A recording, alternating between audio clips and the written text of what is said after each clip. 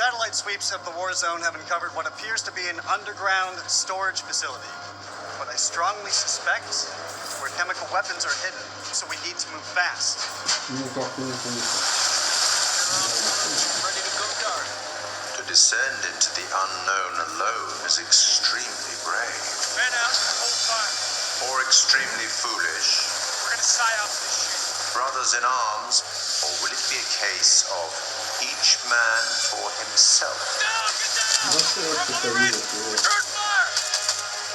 You teeter on the edge of an abyss. Your survival depends on the choices you make. They will be as a compass, guiding you through the unknown. Oh, God's green earth that we landed. What nightmare have these luckless souls fallen into? Keep a lookout. Lookout for what? One by one, their lights will be snuffed out. Unless you can find the means to save them. Trapped beneath the earth, swallowed Let's go. by the void. Will you find the path to salvation? Or be lost in the darkness forever?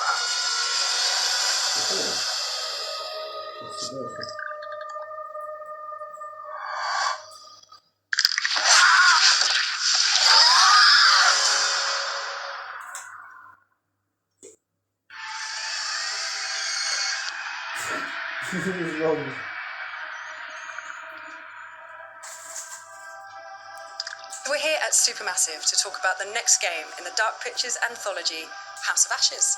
And I'm joined by exec producer Dan. How you doing?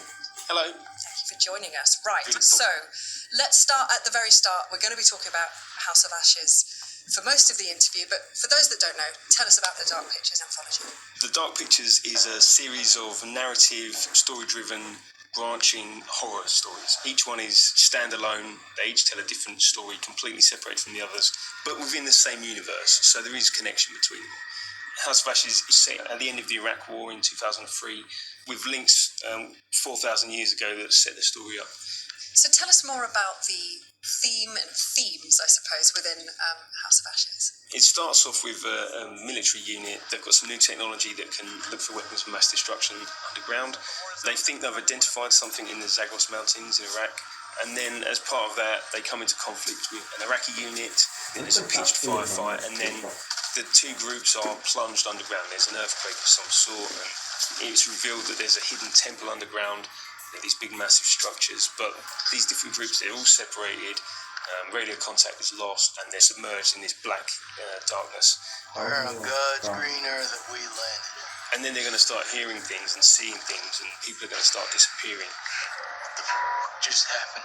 So this time it's a very real threat.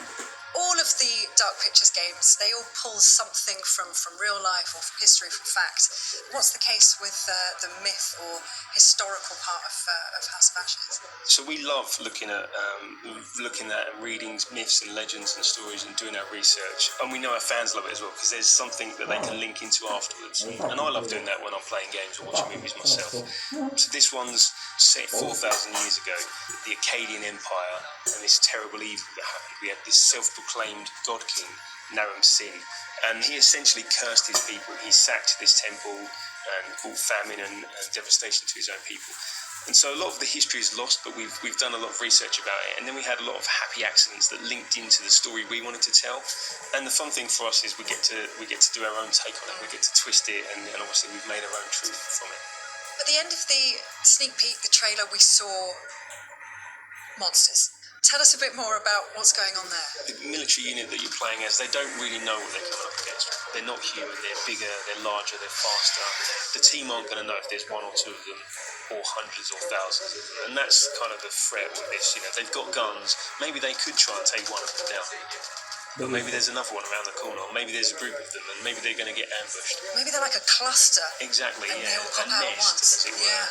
And it's been really fun to work on and see these things move around and how horrific they can be. They're different to us. They perceive the world in a different way.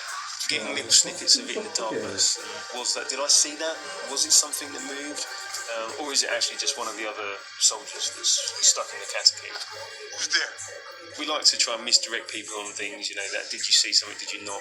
And that's a great thing with horror, that you think you're going to be scared right now, and we're not going to scare you now, we'll scare you in a minute when you're not expecting it. It's always coming. Yeah, always. So should we expect a huge amount of peril in the game? Definitely. We love to do it. You know, it's fun for us to work on. It's horrific as it is, and we know that our fans love it as well. So yeah, there's at least 60 unique deaths, and there's a whole ton of variation of that as well. So Merwin and some of the others, you're going to see different things happening to them depending on how you play it out. You know, get ripped and shredded and torn, and because there's a firefight, there's going to be bullets flying as well, and all kinds of stuff. And it's not just the deaths; it's the gore that goes along with it, and you know, lots of blood. Wicked. It sounds absolutely terrifying. I'm in. It's pretty bad. What differences have you made or changes have you made to the gameplay and mechanics for House of Ashes? We're always evolving the Dark Pictures. We listen to a lot of the feedback from our fans, and also our team, what they want to do, how they want to push things forward. So we tried some stuff in Little Hope with you know, more camera control, 360 cameras at certain parts, and we've really leaned on that again, and it really works well. In House of Ashes, lots of the game is set underground, and so these sort of corridors, which are really tight and oppressive. Creepy. Yeah, indeed. So we've had to learn, because you take away the fixed cameras, and that takes away some opportunities for horror. But we've had to learn new tricks to scare people and, you know, ramp up the tension and you know, the chance for jump scares, which, you know, some people love. We've also got a new torch mechanic, so you know, it's military themed, so these guys are going to be walking around with weapons, with torches mounted on them. We love the lighting that we do, the sort of really inky black darkness that we have, and sort of the contrast to the bright areas. And so you're going to need to lean on that torch to allow you to see where you're going, what the threat is, and that kind of stuff. We've also done things like added difficulty settings to this game. So in Little Hope, we added you know, QTE warning icons as an example, and we've got some really good positive feedback about that. But also, some people want to turn that off. We want to allow you to play the game in your way. So with our accessibility settings and difficulty settings, if you want to have a more casual experience, you can change those settings. Still, most of your characters are going to end up dead, but you know, that's spoilers. Yeah, indeed. but that's what we come here for. That's okay. We can deal with it. So I've got to ask, what was it like working with Ashley? So Ashley was fantastic. She researched Rachel. She understood her when she came on the set. It's so refreshing. She knew her inside out. And Rachel is a flawed character, so she brought that through so fantastically. The rest of the cast were fantastic as well. When we were looking for Joey, Salim helped me. You didn't tell me this because He'd flip your shit. We want you to connect to these characters and understand them as humans. We want them to seem real, because they're real to us. You know, we spend a long time designing them, and I don't mind if you hate any one individual character, because you don't like everyone in real life. But maybe you'll like them when you see the journey they go on. Maybe you'll like them once they're dead, and you feel bad about it. And you feel bad about it. Yeah. But also, we want you to save them. We want you to try and save them. You know, we know that some people want to get everyone killed straight away, and that's fine. That's their playthrough. That's what they want to do. But, you know, can you get everyone out alive and save as many as you can? There's a lot of replayability there. Indeed, Goes on yeah. forever. I like that. So, last question. Favourite scene? Favourite scenes? So, Salim, our Iraqi soldier, and Jason Kolchak, one of the Marines that's there, there's a way that can play out, and a sort of contest between them, and you can make it go in a number of different ways. The enemy of my enemy is my friend. It's really emotional. Seeing them film it, I was lucky enough to be there, and then seeing that come through in game, I think we've got something there. I think that's gold. And then, of course, I love scaring people, so I love the jump scares. I love the moments of tension that we bring. We can't hold you in that moment, so we've got some fantastic jokes in there as well to allow you to relax for a moment before we scare you again. To take your mind off the imminent threat. I like that. Dan, thank you so much. This has been really cool to talk about, and I'm sure, you know, I'm excited and terrified in equal part, and everyone else is just excited, I'm sure of it. And it's been a real pleasure to speak to you, and I can't wait to get it into people's hands. It's going to happen.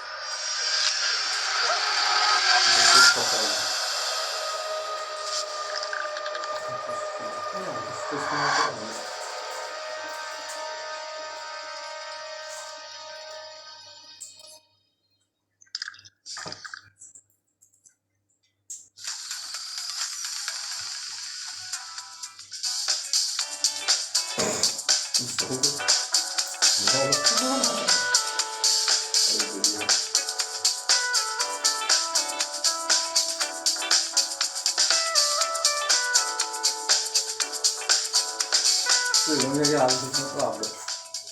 back to GameSpot's coverage of E3 2021. I'm Lucy James, and joining me is Timur Hussein.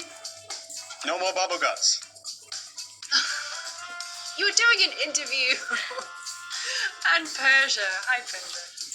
Hello. Good to have you here. Now, we just caught a little press conference there. And I think, is that the record so far for shortest sort of mini press conference? I wouldn't even call it a press conference. It was a dev interview, but we did get to take a look at the Dark Picture anthology at House of Ashes. So Supermassive Games in Liverpool, UK, making that one, being published by Bandai Namco. I personally have fallen off the Dark Pictures anthology, very guilty, but I did love Until Dawn. I had a great time with that one. Persia, what about you? What's your experience with Dark Pictures? I played Man of Medan, which was interesting because I hadn't really played Until Dawn, so I didn't know what to expect even hopping into that one, but there was some sort of satisfaction kind of going through it all and seeing everyone die. Yeah, so now I'm thinking about how they're talking about all of the bloody deaths coming and House of Ashes. I'm like, let's see if we can run this back.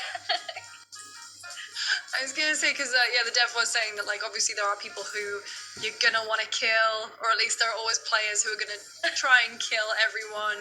I am a player who will try and save as many as I can, so I can't really identify. Tam, what's your experience with these ones? Yeah, I played a bunch of Man of Medan, and I went to like a kind of like spoke to the developers behind it, and I think the thing about it for me currently is the ambition that the developers have for it, especially coming off Until Dawn and the critical acclaim that they got for that, and what they've executed on has been slightly at odds with each other. I feel like they've got the spark of something, and it's just not quite hitting in terms of one thing or another. Sometimes it's like the writing's not all there, sometimes it's like the atmosphere's not quite there, or like the decision-making moments aren't perhaps amazing. This one definitely feels like it's starting to look like it could be the most interesting, especially thematically, narratively. So I'm really excited to jump back into it and see how they deal with it. Like the idea of a kind of like military setting where this weird supernatural thing is happening, and how that impacts the people around it, the mental states of them, and then them knowing that in terms of gameplay they needed to shake it up a bit. I think that is really good, a really good sign going into this new entry in that series. So I am definitely more inclined to keep an eye on it and check it out when it comes out for sure. Yeah, I think to your point there, if you think about Until Dawn, I remember when that one was announced, what came out 2015, I remember it being announced like way ahead, and it was very different. I think I remember it was like a PlayStation Move game, like you use the PS Move as sort of your torch or flashlight, and then ultimately like the way that game evolved. And so maybe Supermassive have learned something, and they're just kind of making these shorter experiences that are still, full to the brim of player choice, but are maybe less ambitious in all the millions of different permutations you could potentially get in Until Dawn. I'm probably over-exaggerating when I say millions, but definitely a lot. So it's good to see, and it also means that they can be a little bit quicker when it comes to reacting to things like player feedback. As you can see, they're changing their accessibility options, which is always a fantastic thing to hear and see developers do, but also changing the way that they're adding like difficulty settings, and they're changing the camera stuff, because I loved Until Dawn in the way that it had like this filmic quality. It was, every shot seemed very deliberate, and it's obviously, a throwback to something like Resident Evil, where you sort of have the tank controls and the very deliberately posed cameras. But that does mean that like some players are not going to enjoy that, and so I'm intrigued to see them experiment with a freer camera for this one. The story hasn't particularly grabbed me just yet, because I have never heard of the Akkadian Empire. British schooling, unfortunately, did not go that far, but it sounds intriguing, like a court that kind of ends up all bloody, full of betrayal. I love that stuff. Persia, what do you make of the setting and the fact that Ashley, I didn't realize Ashley Tisdale was in it. Obviously, they always have like a big name, like Sean Ashmore, Rami Malek, Hayden Panettiere, like they always have these big names, and now Ashley Tisdale. I know. I didn't know either until we were watching the presentation, and obviously, you know, my guilty pleasure was High School Musical back in the day, so I'm very. Hey, it is not a guilty pleasure. You know, It is a we're all about, pleasure. you know, Those movies. pop, pop, pop, pop, super dump, you know, and I feel like maybe we'll see that out of House of Ashes rising to the top because, like you were mentioning before, there are a lot of elements where they might have fallen short before, and I feel like they're kind of addressing all of that now. We saw from the mocap sessions, and even hearing like the voice acting and how people like Ashley Tisdale approach becoming a character, it looks very involved, so I'm interested to see more. And they were mentioning, oh, you know, we gotta find new ways to scare people, but they definitely had no issues scaring me in the ones that I've played, so I'm like, do you though, do you? But for everyone else who's, you know, much tougher than I am when it comes to horror games, they are specifically looking towards you guys to seemingly make scarier things happen, and I'm just gonna have to brace myself for it. House of Ashes is coming out later this year. So this is the final day of the official E3 broadcast. We still have 2 more days of GameSpot's Play for All, so it's going to be packed full of developer interviews, exclusive trailers, gameplay, as well as sessions with some well-known faces from around the industry to chat about the big reveals from this week. But today, because the stream ain't going nowhere, today we also have the GameSpot Showcase, which is something that Tam helped put together in collaboration with The Mix. Tam, do you want to tell us a little bit about it? Yeah, so the GameSpot Showcase is something that is quite near and dear to our hearts and my heart specifically as well. To get it out of the way, because I know what it's like to go into a showcase not knowing what's there. This isn't about AAA experiences. You're not going to get an Elden Ring here. You won't see Halo pop up. You won't have any AAA games like that. However, the games that are going to be there are really cool. They're really interesting. I hand-selected a bunch of them myself, and my approach to it was like, I'm going to pick a bunch of games that I know my friends are going to like. And there's games in there that I thought about when I saw them. It was like, oh, this person that I work with is going to love this. Or this person I know is going to love this. And they're all games that are tied together thematically or in terms of purpose, in that they are exploring interesting subject matter that is often not explored in AAA games, or they're created by teams of diverse perspectives, or they're created by, teams that want to have a message, or they're games that are designed to be uplifting and cozy and that kind of stuff. This is the kind of stuff that I think is going to be, like I said, not blockbuster games that you're going to be like, holy moly, this is going to be game of the year. I mean, some of them will be game of the year, I'm sure, for a lot of people, but it's the smaller experiences that are going to be meaningful to you in your life, and they will either make you feel good about playing them, or they'll make you think when you put them down, or you'll want to speak to someone and be like, you should check this game out. It's a small indie game that's really, really neat.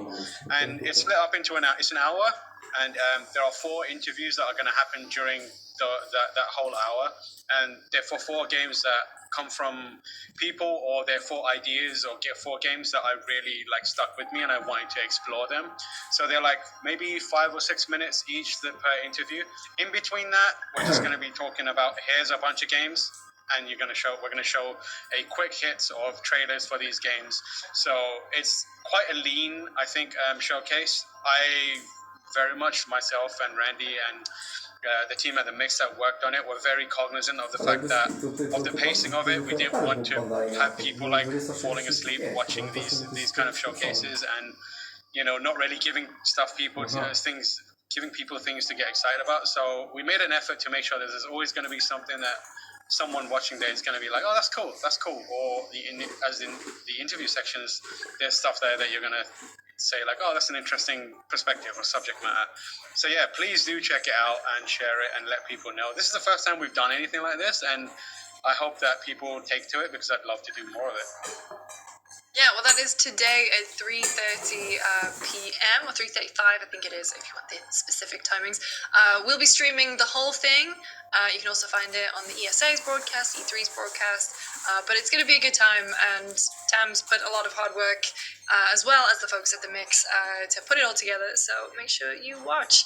That's not all that we have today. The official E3 awards are also happening.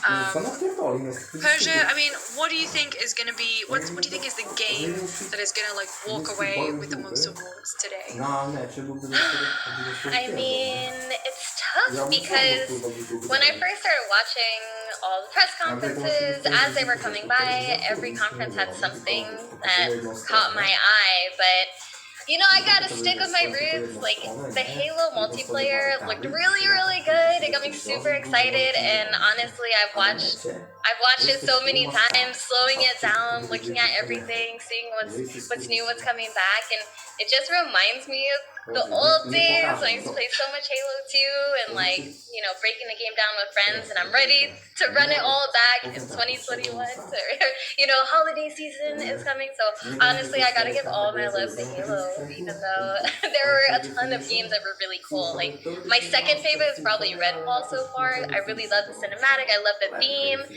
You know, some friends of mine, we've been kind of trying out like VTM and stuff, and there was also a VTM game too. There's just so much. It's hard to pin down. It's hard to pin down anything, but Halo's definitely going to be it for me. Tam, what about you? You know the answer to this. You know the answer to this. Well, does it count though? Because it was in a different show. I do not care. In the last month, the best thing to happen to the world has been an Elden Ring trailer and a release date. We got a release date and a trailer. That is wild. Elden Ring is of the event of the E3 season, the Summer Games mess. Elden Ring is my pick. But if I had to pick outside of that, I would have said Halo, but Persia locked it down. So, and I appreciate it. So that at least it's getting something in there. But Metroid looks amazing. I'm so excited for that. Advance Wars is back, and I'm so excited for that as well. And Replaced as well, I think, is one that really, really stood out to me. Such a cool looking game. If I had to pick one of those,